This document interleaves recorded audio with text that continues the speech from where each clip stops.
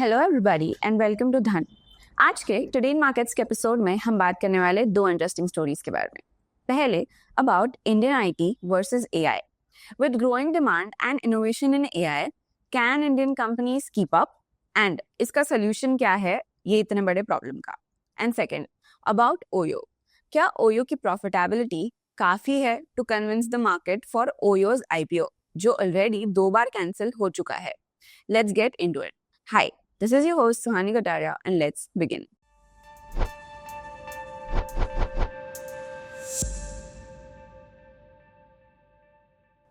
थोड़ा बैकग्राउंड समझते हैं इंडियन आईटी वर्सेस एआई का।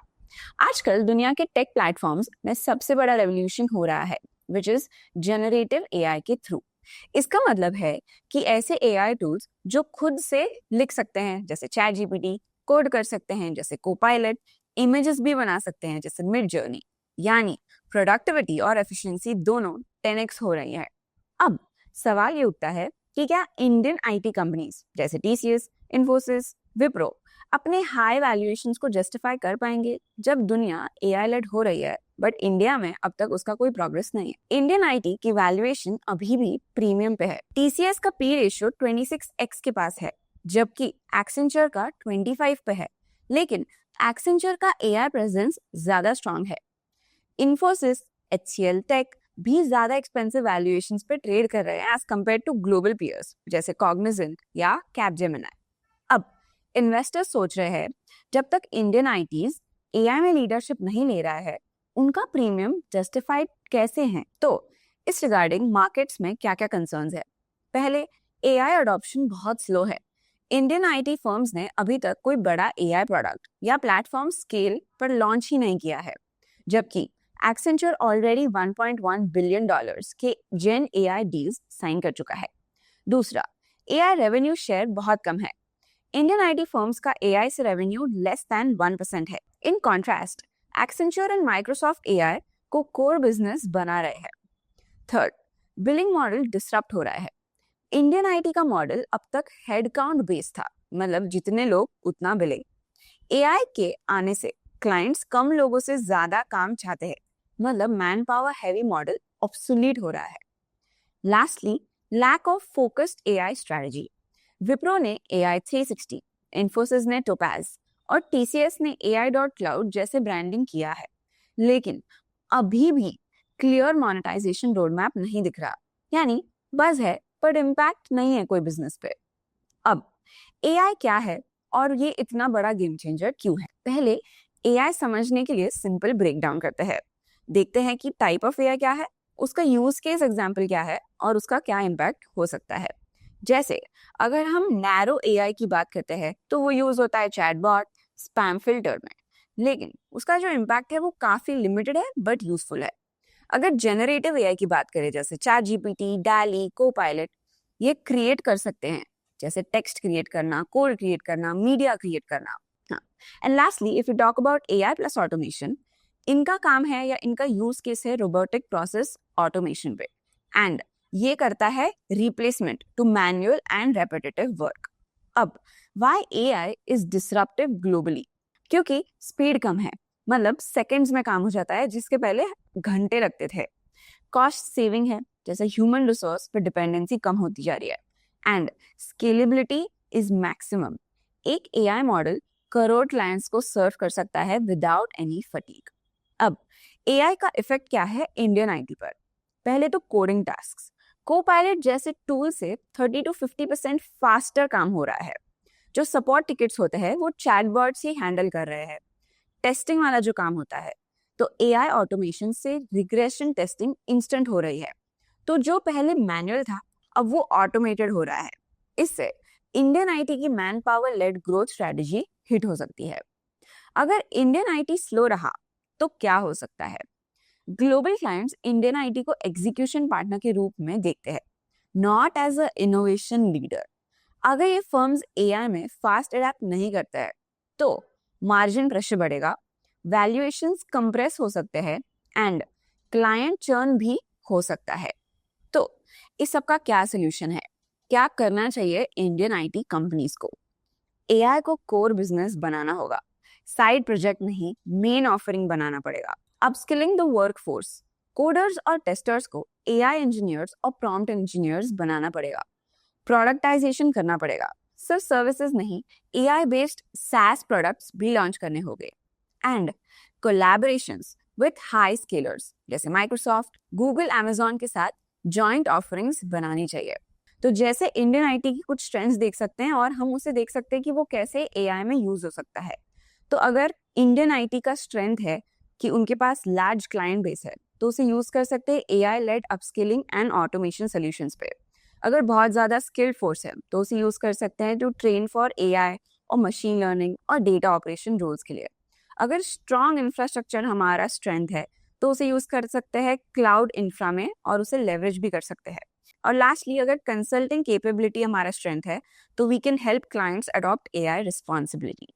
ऑल इन ऑल, वैल्यूएशन तभी ठीक हो सकती है जब इंडियन आईटी नया सोचना शुरू करेगी। प्रॉफिट और कैश फ्लोज इंपॉर्टेंट है, लेकिन फ्यूचर विजन और अडेप्टेबिलिटी उससे भी ज्यादा इंपॉर्टेंट। इंडियन आईटी को भी मौका है वो एआई वेव में लीडरशिप ले, लेकिन उसके लिए फास्ट एग्जीक्यूशन, प्रोडक्टाइजेशन, गवर्नेंस क्लैरिटी और इन्वेस्टर कम्युनिकेशन बहुत ज्यादा जरूरी है। नहीं तो मार्केट में सिर्फ एक्सेंचर, माइक्रोसॉफ्ट और एनवीडिया जैसे प्लेयर्स को रिवॉर्ड करेगा एंड इंडियन आईटी सिर्फ हिस्ट्री बनकर रह जाएगा। और आज की दूसरी स्टोरी, ओयो की कहानी। ओयो एक टाइम पे इंडिया के स्टार्टअप इकोसिस्टम का पोजर बॉय था। सॉफ्ट बैंक जैसे बड़े इन्वेस्टर्स का banking, global expansion, aggressive growth, सब कुछ लाइटनिंग स्पीड से हो रहा था। लेकिन फिर आए लेऑफ्स, कोविड के economic shocks and IPO plans हो रहे थे पोस्टपोन। आज ओयो फिर से अपना आईपीओ रिवाइव करने की कोशिश कर रहा है, लेकिन सवाल ये है, क्या सिर्फ प्रॉफिटेबिलिटी दिखाना काफी होगा मार्केट्स को इम्प्रेस करने के लिए? आईपीओ फाइलिंग 2 बार विड्रॉ की गई है। Is this the biggest red flag? OYO ने अपना आईपीओ फाइलिंग 2 बार विड्रॉ किया है, पहली बार 22 में और फिर 23 में। हालांकि कंपनी अब एबिटा पॉजिटिव है, लेकिन मार्केट उतना एक्साइटेड नहीं है। क्यों?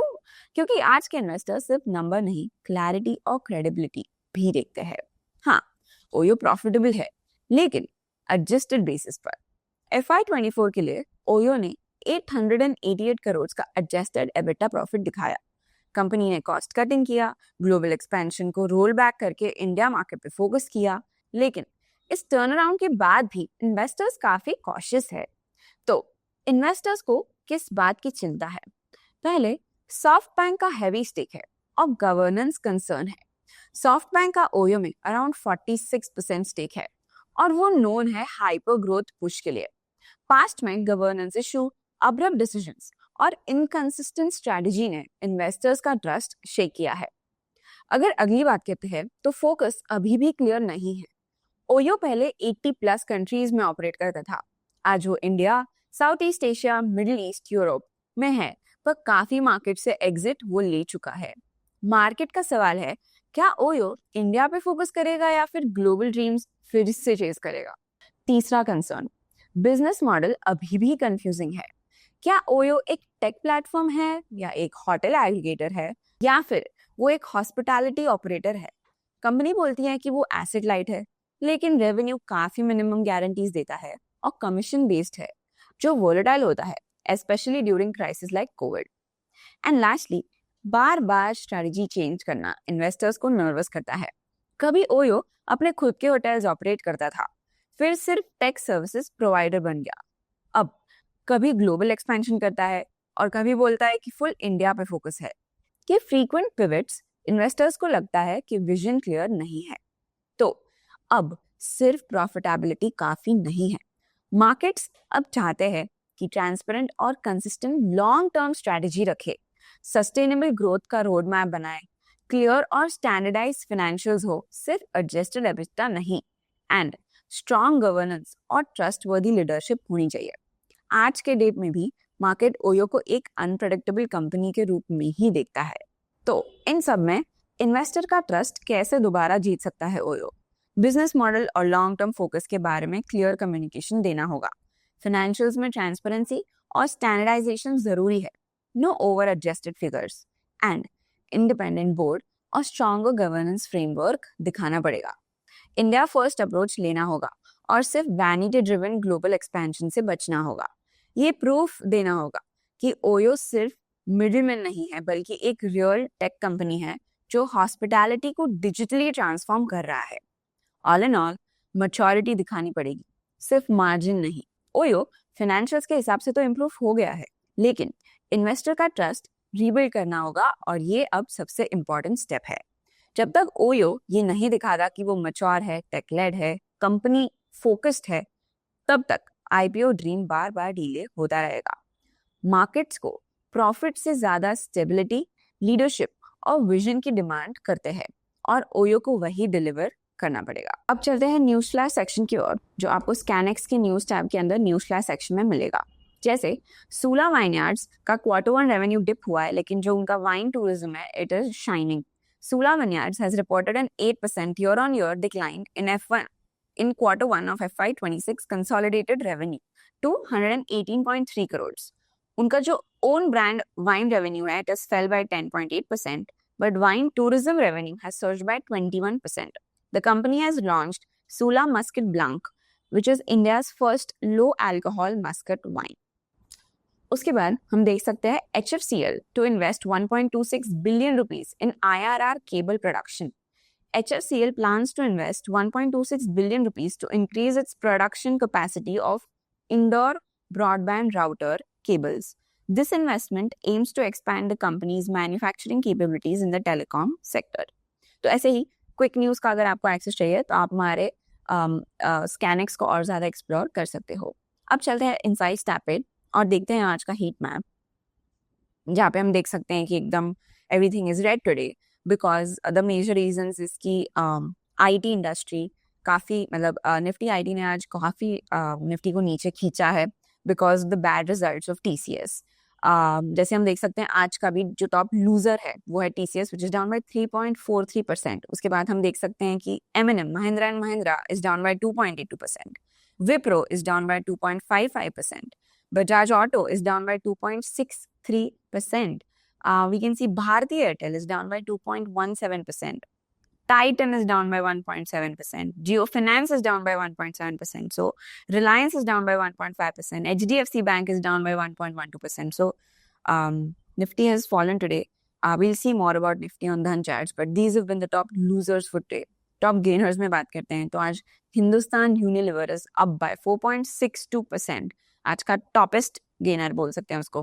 Axis bank is up by 0.8%, Kotak bank is up by 0.7%, Sun Pharma is up by 0.5%, SBI life is up by 1.38%. So these have been the top gainers for today.